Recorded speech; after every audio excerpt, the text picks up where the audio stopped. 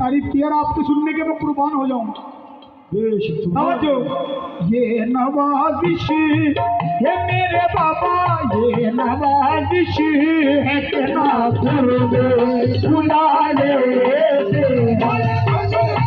नवाजिश है कि ना बुला ले।